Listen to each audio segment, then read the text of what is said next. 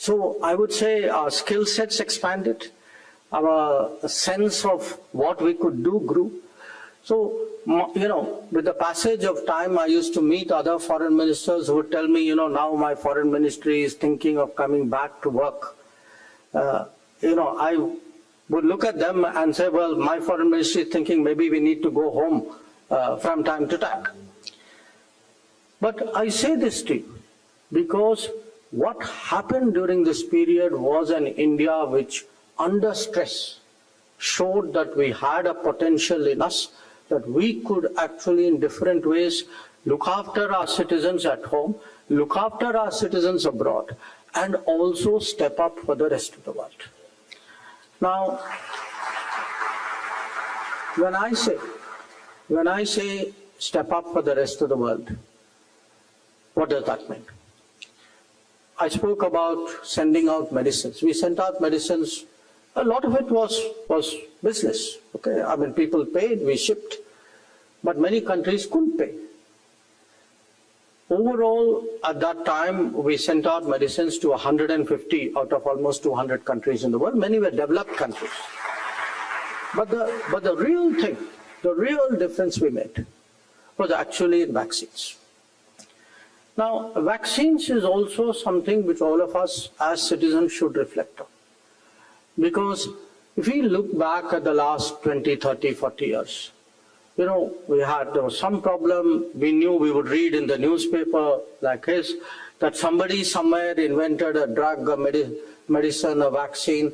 Then we said, okay, one day it will come to us also, we will wait our turn. This time around, actually two very interesting things happened.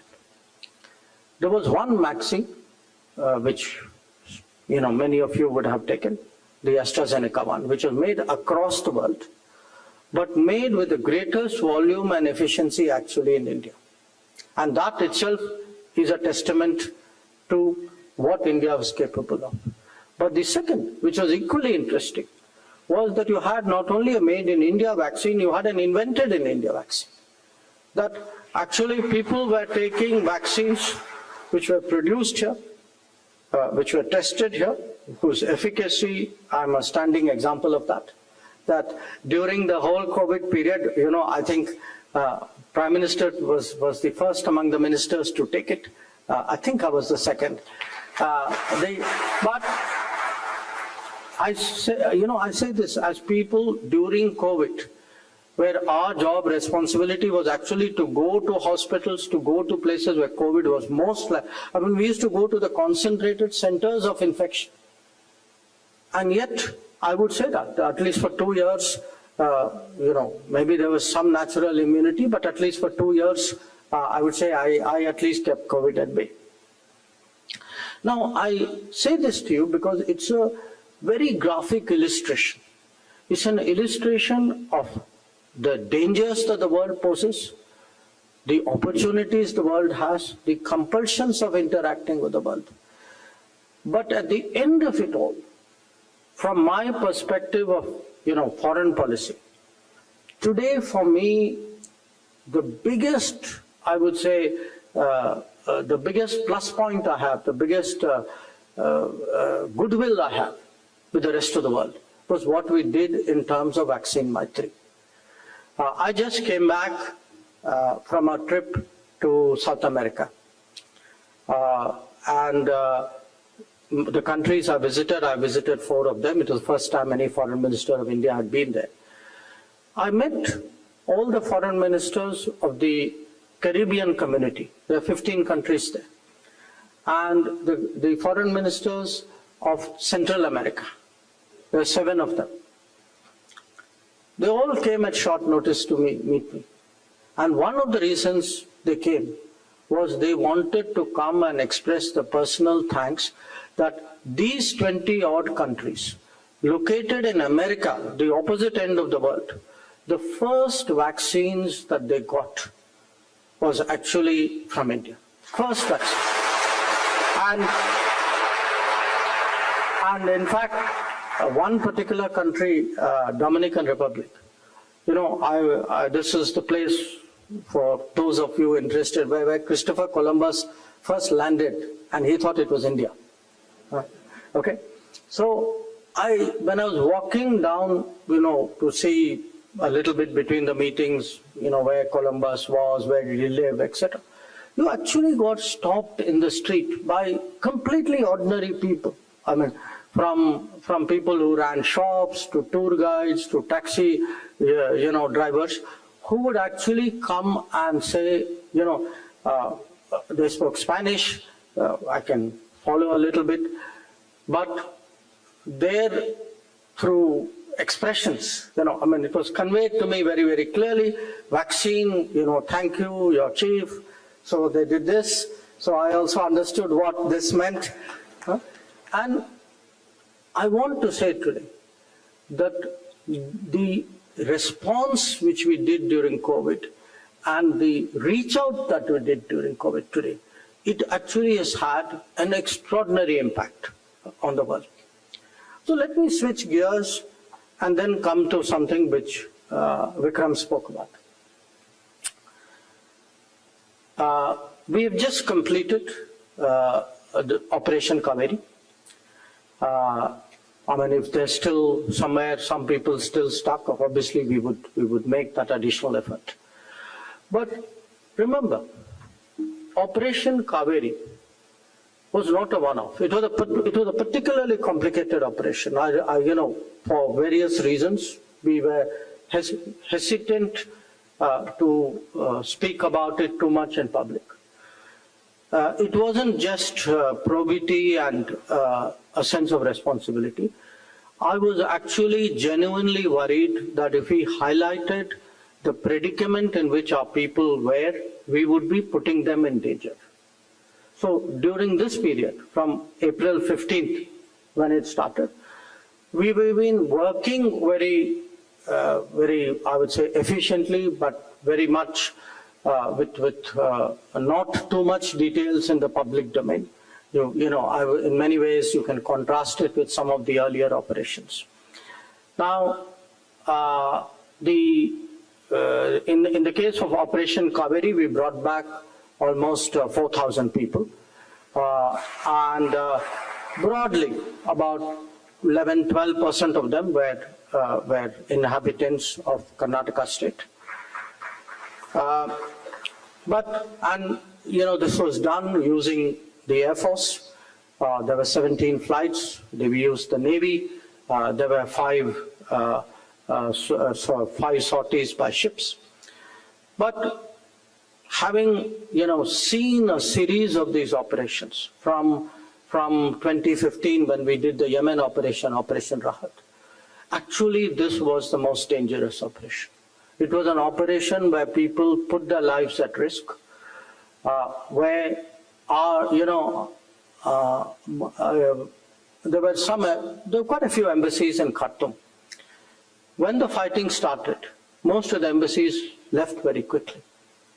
Our embassy stayed. Our embassy stayed because there were Indians in Khartoum. And I finally had to, when all the Indians had left, even then my embassy was there. My embassy was there because my ambassador and his team had that sense of responsibility. They said, no, there's still people stuck in different places. And I finally, on the day when the ceasefire broke down, I actually had to order them saying, you're putting your lives at risk. Please relocate within Sudan. And the kind of challenges, and bit by bit, story will come out. You actually had an Air Force plane land at a, I would say, not an unprepared airstrip, but an airstrip which was not regularly functional, in very poor condition, where a plane previously coming in had been shot up, had been fired at and hit.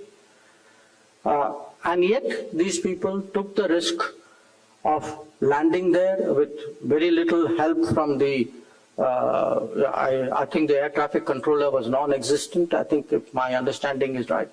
So they landed there in a sense using old-fashioned skills, taking a big chance. And to me, whether the courage shown by the people landing was only matched with the courage shown by the embassy staff on the ground who had rounded up the people and taken them there through very difficult circumstances so that they could be very quickly loaded on the plane, and the embassy people came back. And those who left, left. Now, I say this to you because, you know, sitting here, and sometimes, as I said, there are times we can speak about it, we can share details. There are times when people need to trust the government, need to understand today that this is a government which has systems in place, which has a commitment to citizens abroad. So, I mean, in fact, when Sudan, the fighting started, I was myself traveling. And within a matter of a few hours, you know, the Prime Minister contacted me. He wanted to, I was in Africa at that time, contacted me. He wanted to confirm. We had set up a crisis management group. Our systems were coming in place. We were reaching out through the ambassadors to all the countries concerned. And that we were getting the Air Force and the Navy ready for movement for all of this to happen. Now, the whole operation was actually hugely complex. I mean, I'm speaking of 17 flights and 5 ships, but that is the final end of the operation that you are seeing. Actually, the people out there, the team handling it, had to hire buses, get petrol in the black market because the petrol, you know, it was fuel, was very difficult. Had to negotiate checkpoints. I think some of you would have seen stories in the newspaper of what the people who came out. They spoke about being threatened, about being robbed, about being assaulted. Whatever they went through, those who stayed behind took much more than that. And yet it was their job to keep it running. And, you know, during this period, I would say maybe we had 60 to 70 buses. And people actually, the last lot of people traversed through the length of Sudan to finally reach the port through a very long route because they were avoiding the fighting. And we had another team which had to come from, we had people from Nigeria come to Chad and extricate people from the western side of Sudan. So why am I sharing these details with you? 2 reasons. Because so many of us go abroad, work abroad, live abroad at times, this is going to be a challenge for which we have to be always prepared. And when I look back at this last 10 years, you know, just this year was Operation Kaveri, last year was Operation Ganga, year before was Operation Devi Shakti in Afghanistan. In fact, pretty much this 10 years, every year we've had at least one major operation. We had Operation Maitri with Nepal earthquake, we had Operation Rahat, we had Sankat Mochan in southern Sudan. So, in a way, I come back to what I'm telling you. Why does the world matter to us? The world matters to us because we are today more and more present in the world. And we have to have the relationships. You know, for an evacuation like this, one part of it is the bit I shared with you, how many buses, how many planes, how many ships. One part of it is also the, you know, the phone calls you make, the help you get from others. You know, the Saudis, for example, helped us hugely. I had to call up the British because that particular airfield where our plane landed at that point of time was controlled by the British. I had to ask Egypt for help because some people went north. South Sudan because they went south. Chad because we had an extrication party out there. UAE because they had a very big influence on some of the forces who were fighting out there. So today we have to have in good days the relationships, the capabilities, the footprint, so that God forbid something happens. A country cannot start preparing from at the moment when disaster strikes or perils emerge.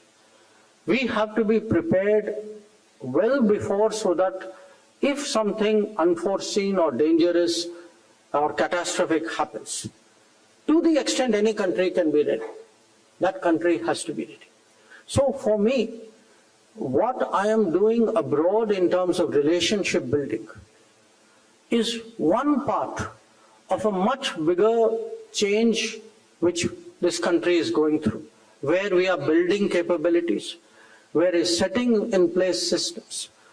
And so when we speak today of a changing world and a changing India, I use these two examples, COVID and this, Operation Kaveri.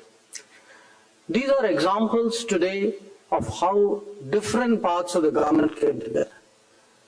That if today a foreign minister can stand and say, we did this in that country and did this in this country, I can say that because the degree of support that I get from my other colleagues, the coordination within the government. Often I get asked saying, you're constantly dealing with one issue after another. What is the difference? And I've been in this business for 45 years. What is the difference today? Why didn't it happen earlier? Why didn't it happen so effectively and so rapidly earlier? I think one part of it is, as I said, this coordination and capability. But the other part of it is the motivation. I find actually, as someone who spent all his life working in the government, except 1 year,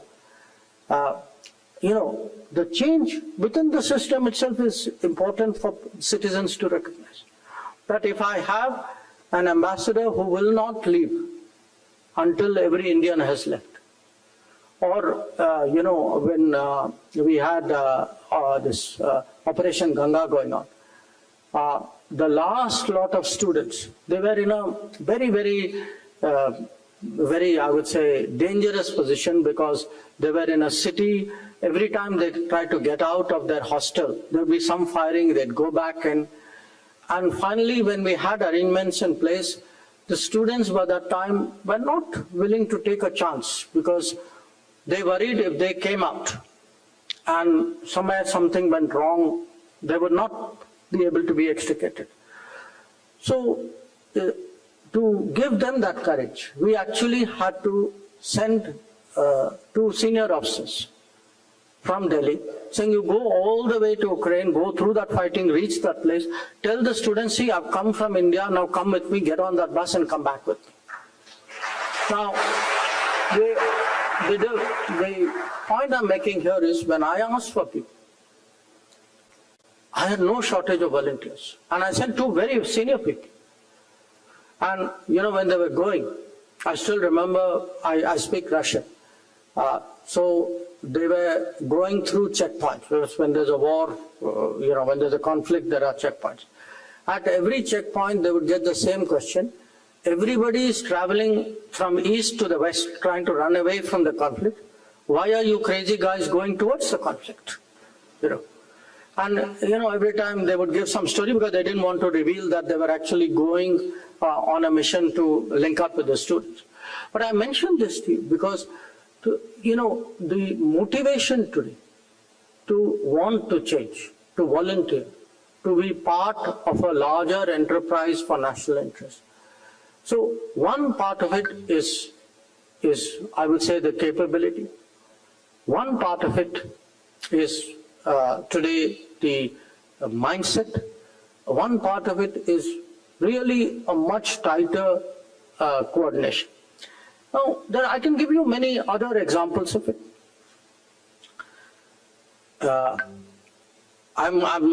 While doing so, I would also readily admit it is not that we are without challenges, because we have done great things over the last 75 years, but we have also fallen short in many areas over the last 75 years. It could be political, it could be economic, it could be technology.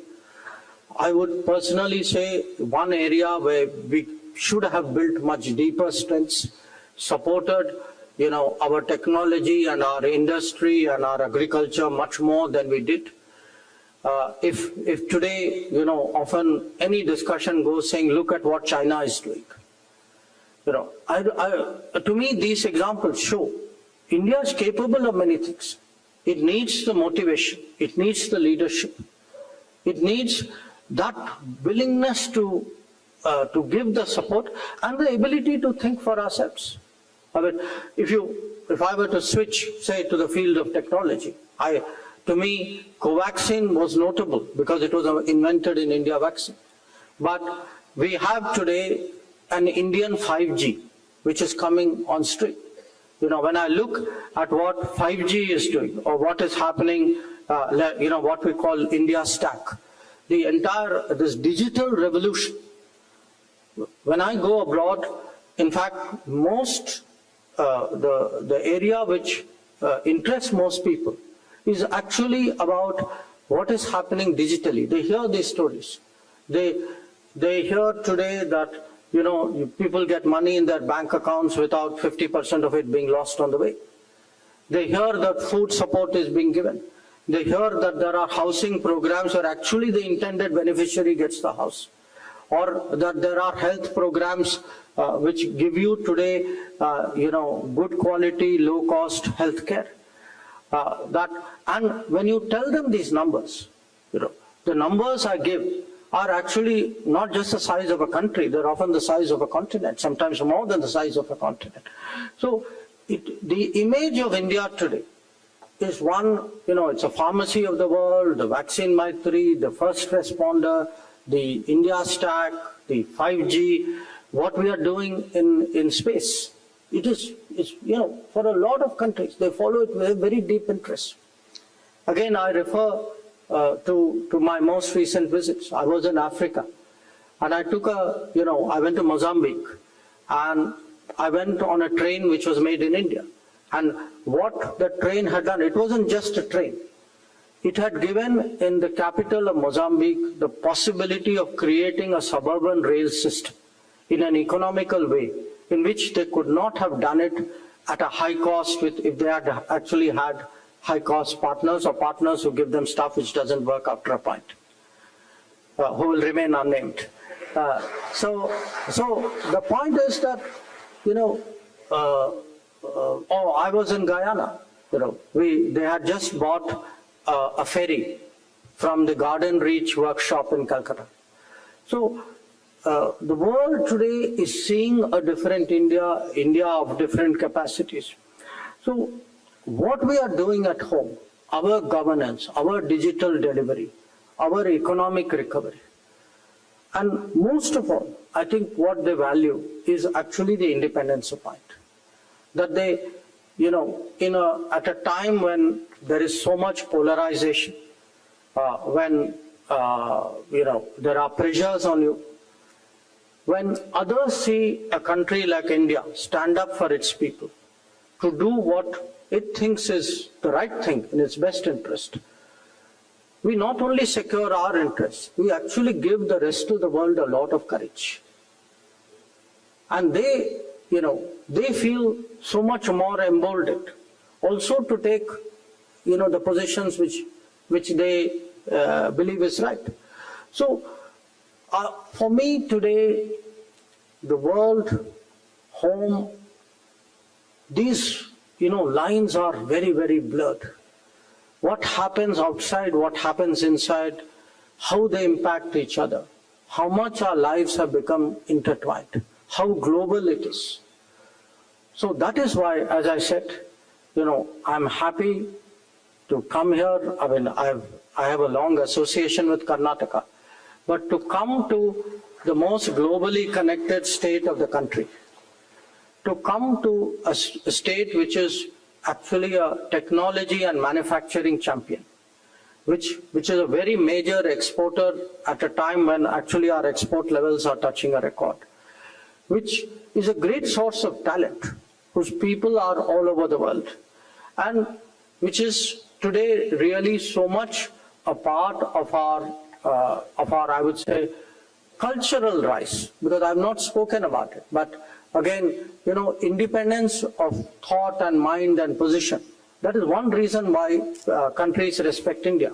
But another reason is also that they see once again actually a civilization state rising, reclaiming its place. That, you know, when they see, as I said, an India that is more Bharat, the rest of the world, believe me, takes notice of that. So once again, you know, I thank you on a Sunday morning to have given me the privilege of sharing some thoughts.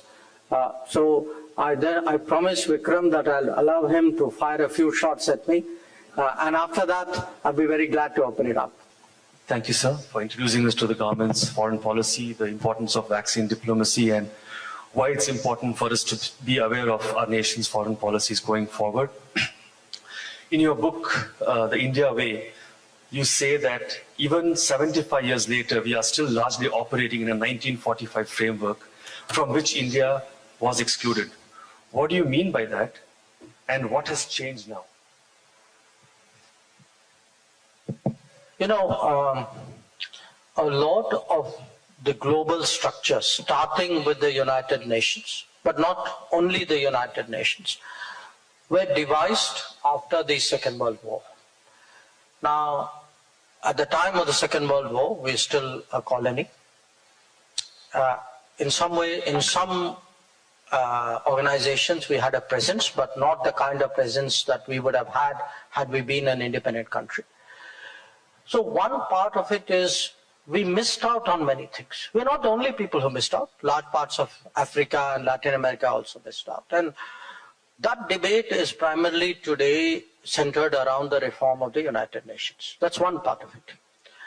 The other part of it is really, you know, the world coming out of 1945 is a very Western world. Western in the largest sense of the term. Because if you look even at the communist ideology, it is at the end of the day a Western ideology. So you know, what are the norms, what are the rules, what are the practices, all these were really in a sense set in this Western culture, which had a left wing and a right wing, a liberal, conservative. I mean, you can dice it whichever way you can. So whether it is in a sense the structural, the hardwiring, or the software, I think both hardware and software are loaded against us. Today, our effort is actually how to introduce our own hardware and our own software at the same time. And it's a very tough one. But I believe it is happening. It is happening today that, you know, when the G7 became the G20, it was one reflection of a change. I mean, it will not end there. There will be many other things that will happen. I mean, as I say quite openly about the UN, either the UN accommodates the change or the change will find non-UN ways of expressing itself. I mean, which will hurt the UN. So, but there's the software part, you know, what is, you can say, what is cultural, when you define, you know, freedoms, for example, when you define governance priorities. People look at it from the perspective of the old software inventors. So you would have, I mean, I'm giving you a very, very sort of a blunt example. I mean, in a country which has been pounded by terrorism from the moment of its birth, which is us. When other people say, oh, that's not important, what is important is you shouldn't shut down the internet under any circumstances. That's actually, there is both a political and a semi-cultural judgment out there. So how do you actually put your case? How do you convince other people? How do you get other countries to follow you?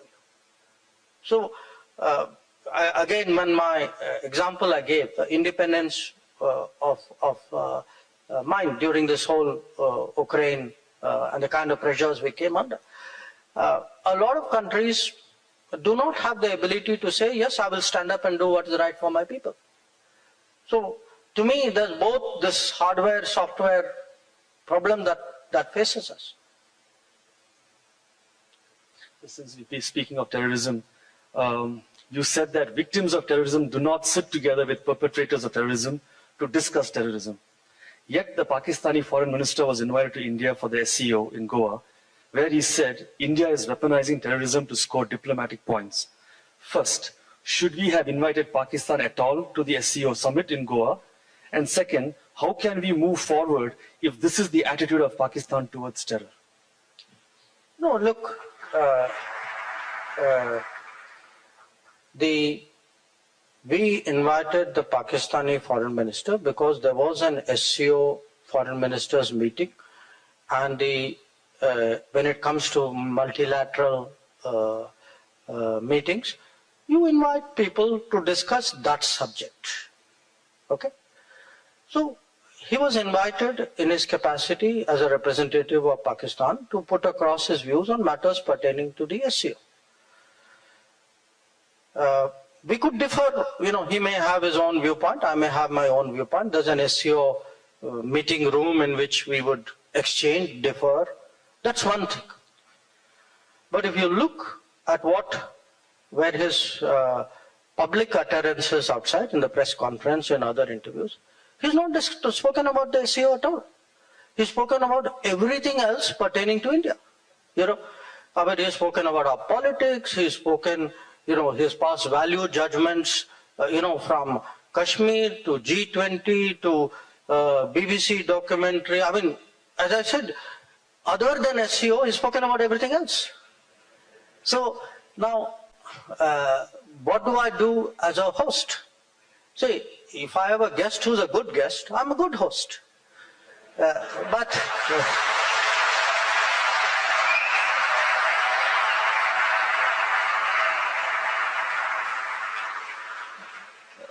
Mr. Jaishankar, you have been the longest serving ambassador to China and are considered a specialist on Indo-China issues.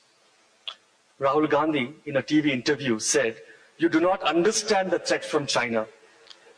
My question is, do such domestic criticism affect India's ability to negotiate at international forums? See, I would have offered to take classes on China from Rahul Gandhi. But I discovered he was taking classes on China from the Chinese ambassador. So I asked myself, I may as well go to the original source and talk to them. There is a lot. Unfortunately, foreign policy has become also an arena where, in some ways, I'm not innocent, okay? I'm not taking a view that there should not be politics. Today I'm in politics. I know everything in politics is political. I accept that. But I think on certain issues, we have a collective responsibility to at least behave in a way in which we do not weaken our collective position abroad, okay? To do what we have seen in the last 3 years on China, because often very misleading narratives are put. There are misrepresentations. We had, for example, there was a big to-do about a bridge which the Chinese were building on Pangong Tso Lake, okay, in Ladakh. Now the reality, it was made out as though, see, you lost territory and they're building a bridge. No, the reality was that particular area, first the Chinese came in 1959 and then they occupied in 1962. But that's not the way it was put across. This happened in case of some of the so-called model villages as well, that they were built on areas which we lost in 62 or before 62. Now, I don't believe, you will very rarely hear me say, in 1962, that shouldn't have happened, or you are wrong, or you're responsible. I mean, what has happened has happened. It's our collective, I would say, failure or responsibility. I do not attribute necessarily a political coloring to it.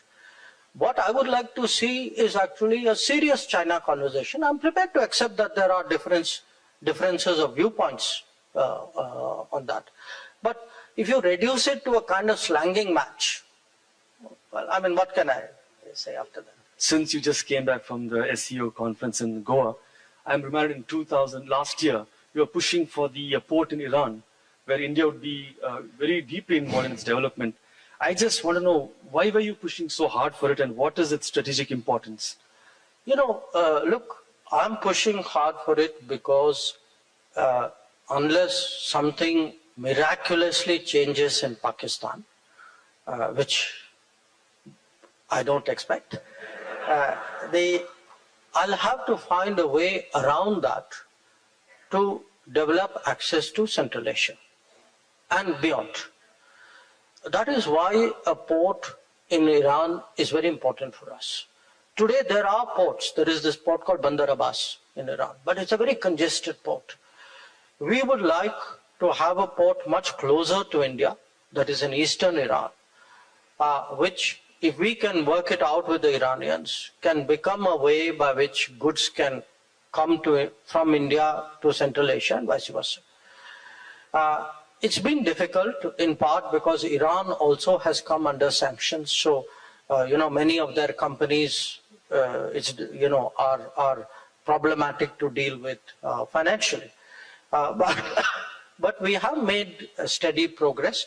This time at the meeting, in fact, a lot of the Central Asians, there was, I don't want to mislead you, there was some serious business done in SCO meeting as well. It wasn't just what happened after the meeting. So they asked, a lot of them are very keen, saying, let's develop it. We are willing to chip in. People were interested in connecting their railway lines to what was coming out of that. So if I were to, say, give you a, 5-year, 10-year prediction, I'm sure this will be a very important connectivity sort of route, not just to Central Asia, possibly even to Russia, because we have a route called International North-South Transport Corridor, where we go through Iran, link up with, Azerbaijan, go northwards up there. And how to build your connectivity is today a very important part of diplomacy and international relations and international economics. So most of the forums like SCO, BRICS, RIC are generally forums led by China. And how much influence does India have in these forums? And should we pay more attention to SAARC, a forum that we lead? No, I don't agree with your first observation. I think there are forums in which we are members and China are members. I do not accept that one country necessarily leads it. I think it's a shared endeavor. Again, each country will try to push its own concepts and interests forward. We have to learn to compete with it. SAARC has a different problem. The issue with SAARC is that you have a member who's actually followed none of the basic rules of international relations. How to be a member of an organization which a country which not only conducts terrorism but actually asserts its right to do so is a problem. Okay, a country which says, I will not give you connectivity. What was happening earlier, for example, when our goods were going to Afghanistan, was we were not able to access Afghanistan, a fellow SAARC member, through Pakistan. Okay. A country which was not willing to give you MFN status when it comes to trade. So tell me, how does it make sense to pretend that something is working in a room if trade is not working, connectivity is not working, politics is not working, terrorism is working? Yeah. So I have I think a legitimate concern at that. So look, again, I put it to you this way. It's not in our interest to be locked into sort of perpetual hostility with Pakistan. Nobody wants that. It's against common sense. But somewhere, we also have to draw our red lines and, more important, stand by our red lines. What kind of country, we proudly say we are the 5th largest economy, we are the most populous country, India will rise, etc. If all that is true, at least on basics, draw your lines and stand by those lines.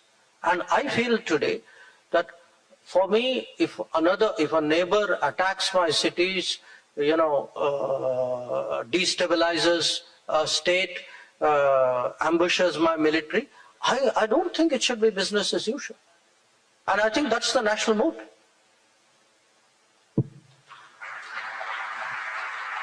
Minister, traditionally India has been a leader of the non-aligned movement. How do you see India's role in the global order evolving in the coming years? Look, non-alignment movement was outcome of a time when there were these two Soviet and American-led camps. That has changed. So in many ways, that very sharp requirement for non-alignment is not the way it used to be before. But I think there is still a requirement in the world for independent-minded countries, countries who will not necessarily subject their national interests and positions to the whims and fancies of others, who would like to make their voice and their interests heard. So I would still say I'm not hung up about the label, but I do believe that there is a wide body. I mean, if you take 200 countries in the world, I think there are at least maybe 80 to 100 countries who would want to take more independent position and who look to us in many respects, saying, you're a big country, please, sort of speak out. We would like you to speak out. Sir, you worked with Dr. Manmohan Singh and you were the key person in negotiating the Indo-US civil nuclear deal. Now you have been working with Prime Minister Modi.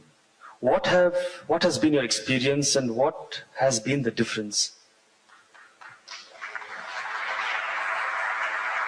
Look, first of all, my own, when I was during Dr. Manmohan Singh's tenure, I was the head of division dealing with the US. I was ambassador in Singapore, China. I was basically in my diplomatic career. Under Prime Minister Modi, I came back as the civil service head of the foreign ministry, and today as a political person. So first of all, I myself have such a diverse experience between the two. It's an experience which is very hard to compare. Secondly, I would say having worked with both, obviously more closely with Prime Minister Modi because I was more senior in a way, you can say.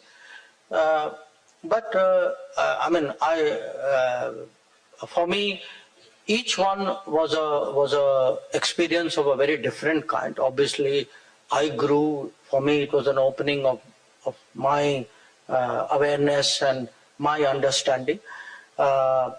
So I would really say, okay, this was this and that was that.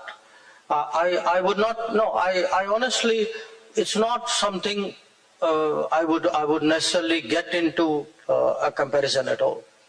Actually, diplomatic answer, answer. Yeah. Pakistan's Imran Khan played your videos at his campaign rallies as an example of national pride. And in Sri Lanka, your videos of standing up to European hypocrisy has gone viral. Do you feel, with your assertiveness and straight talk, you have become the face of South Asian pride? And has the time come for South Asian nations to assert itself in global geopolitics? Oh, look, you make me sound very combative, and I'm not here. But I tell you what happens, because this is how it actually evolves in a way. People try to put you under pressure. Now, you're a very nice guy. You're speaking to me not everybody has treated me like that. It's sometimes you're made to sit and almost scold it. Saying, how can India do this? How do you take this position? This is... So at that stage, you ask yourself, saying, what do you do? Do you then be conciliatory, or do you put your point of view across? And if somebody is being very self-centered, they're only looking at their interest, their point of view, not by rights tell them that there are other points of view and there are other interests, etc. So I think there are moments when it is, as I said, with nice people you're nice. With difficult people, sometimes it's necessary to push back. But I would say this, because this has been my experience in the last year, a lot of countries in different ways today are feeling, they are feeling pushed. They are feeling that they're not being heard. And to the extent they see others who are pushing back, I think, as I said, they may take solace from it. Sometimes they take courage from it. Many of them kind of say, okay, I can't do it, but I'm glad you're doing it. There's a bit of that. I have another question along those lines. It is from your fellow diplomat related. When you were assertive about the Europeans, Dr. Shashi Tharoor said, you must not have such a thin skin and must cool it. Would you agree? Or do you feel we have had a thick skin for too long towards Western hypocrisy and now it's time to shed it and stand up for it? Look, I actually, on certain matters, have a thick skin. On certain matters, have a thin skin. When people say, you can say like personal stuff, I tend to have, I'm trying to develop a thick skin. Okay, it's part of my political incarnation. So I don't respond to some tweets, as you notice. But on certain matters, I don't think it's a thin skin issue. I mean, I ask you a question because I think this, the Shashi Tharoor issue came out of that. I mean, when I was in Bangalore that day. I landed in Delhi.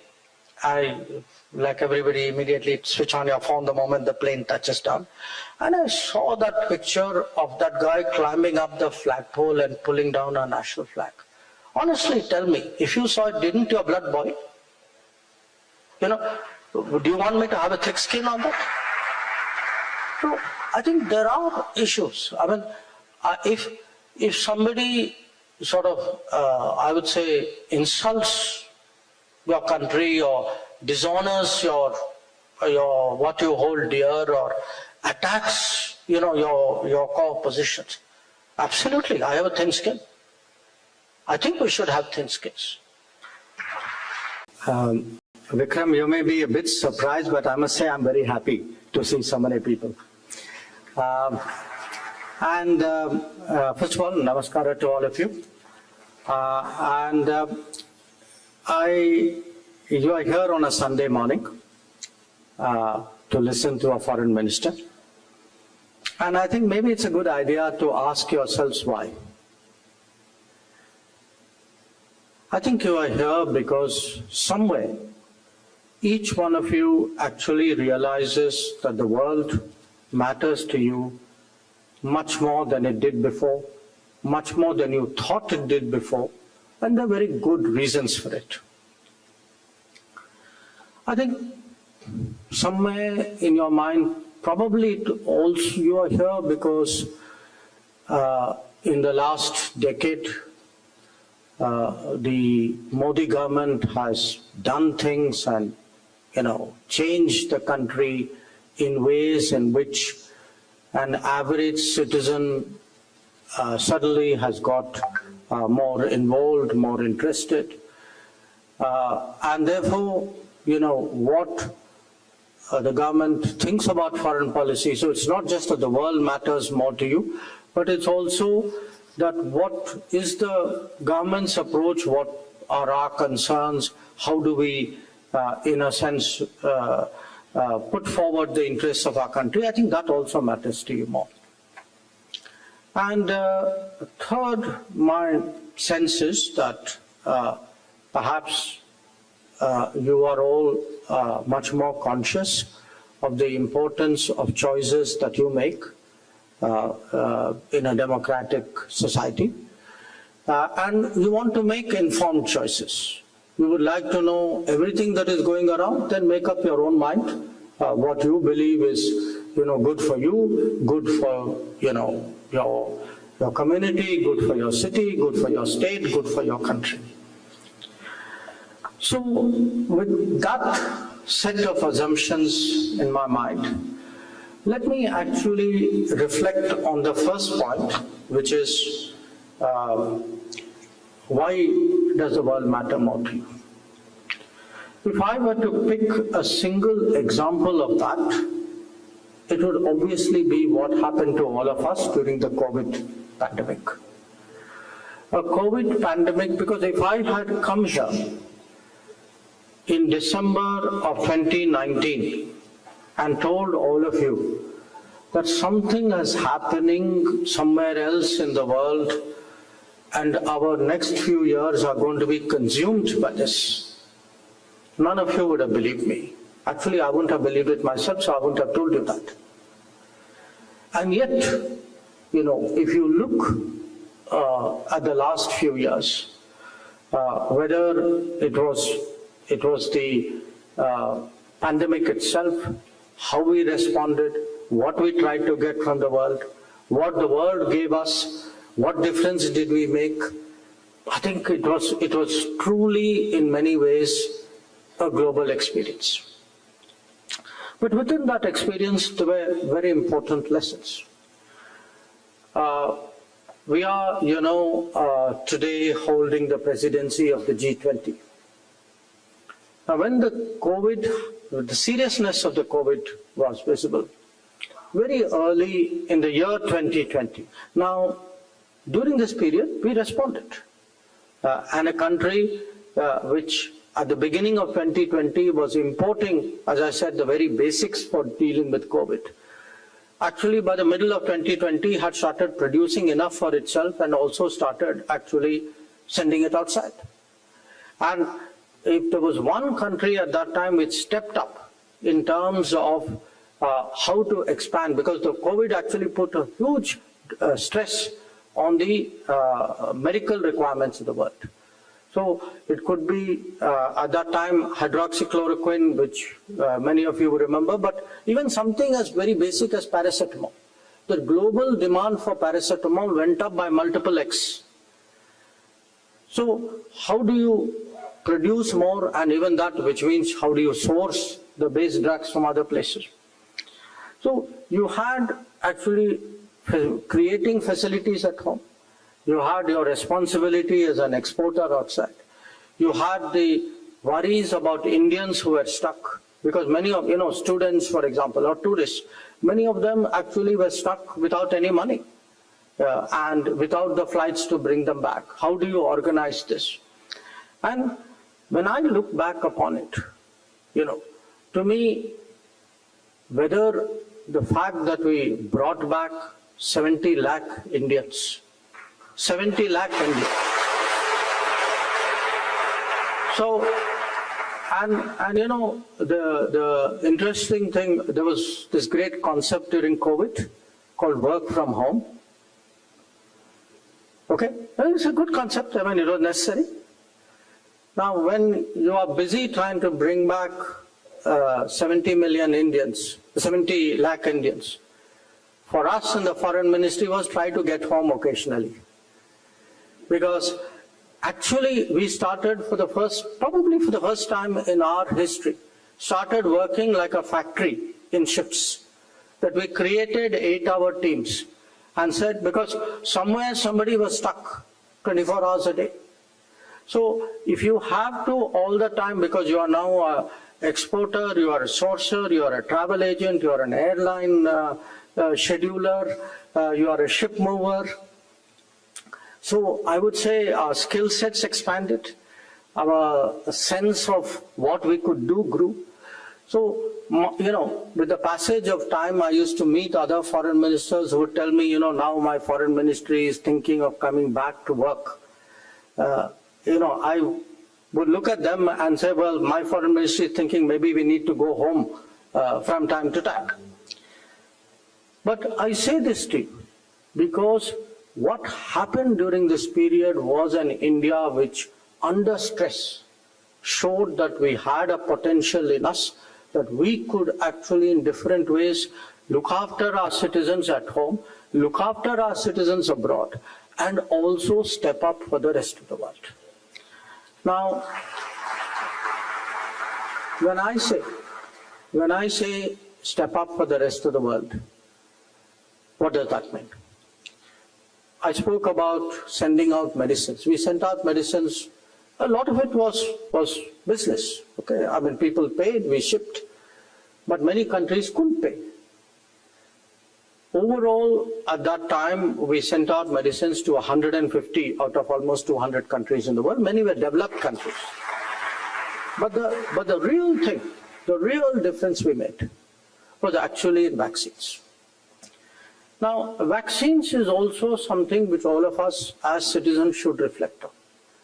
Because if we look back at the last 20, 30, 40 years, there was some problem. We knew, we would read in the newspaper like his, that somebody somewhere invented a drug, a medicine, a vaccine.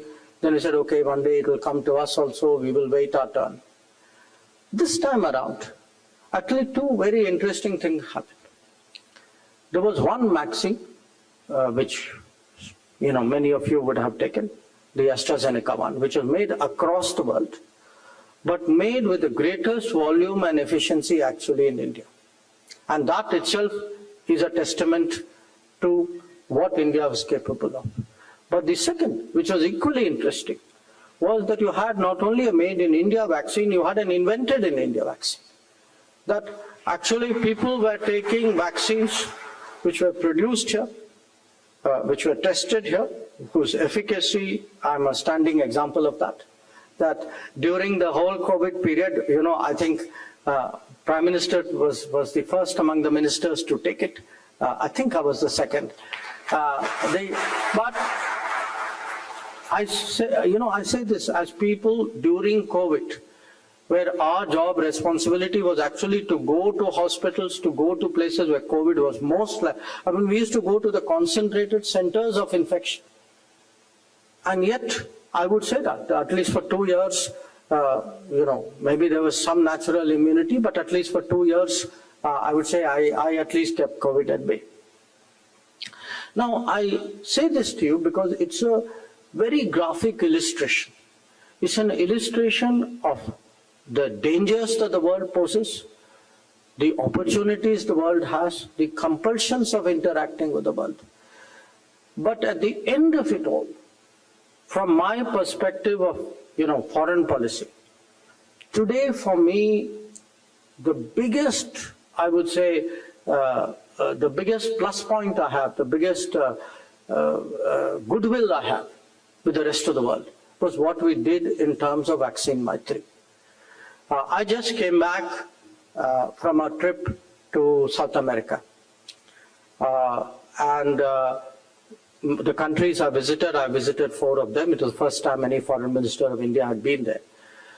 I met all the foreign ministers of the Caribbean community. There are 15 countries there.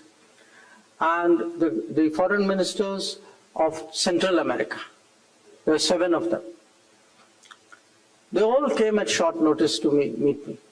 And one of the reasons they came was they wanted to come and express the personal thanks that these 20-odd countries located in America, the opposite end of the world, the first vaccines that they got was actually from India. First vaccine. And in fact, one particular country, Dominican Republic, this is the place for those of you interested where Christopher Columbus first landed and he thought it was India. Okay, so when I was walking down, to see a little bit between the meetings, where Columbus was, where did he live, etc. You actually got stopped in the street by completely ordinary people. I mean, from people who ran shops, to tour guides, to taxi, drivers, who would actually come and say, they spoke Spanish, I can follow a little bit, but there, through expressions, it was conveyed to me very, very clearly, vaccine, thank you, your chief. So they did this. So I also understood what this meant. And I want to say today that the response which we did during COVID and the reach out that we did during COVID today, it actually has had an extraordinary impact on the world. So let me switch gears and then come to something which Vikram spoke about. We have just completed the Operation Kaveri. If there's still somewhere some people still stuck, obviously we would make that additional effort. But remember, Operation Kaveri was not a one-off. It was a